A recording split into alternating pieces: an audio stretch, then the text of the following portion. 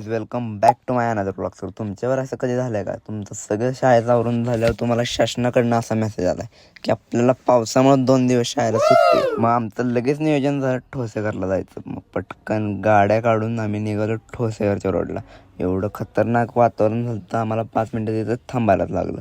जाता आता एवढा खतरनाक पाऊस झाला की सुया टोचल्याला लागत होता. तसंच पावसातनं आम्ही पुढे गेलो.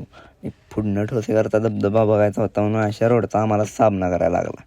तर अशाच आम्ही तिथंच गाड्या लावल्या आणि डायरेक्ट निघालो धबधबा बघायला. तर असंच पुढं चालत गेल्यावर आम्हाला धबधबा फायनल दिसला. तिथंच 1-2 फोटो काढले आणि परत आमच्या गाड्या काढून आम्हाला जायचं होतं चाळकेवाडीला. मग पटकन आपल्या गाड्या काढल्या आणि फायनली पोचलो चाळकेवाडीत. एवढं तिथं धुकं होते काय दिसतच नव्हतं. तर कसा वाटला आजचा व्लॉग? आवडला असेल तर लाईक करा, फॉलो करायला विसरू नका.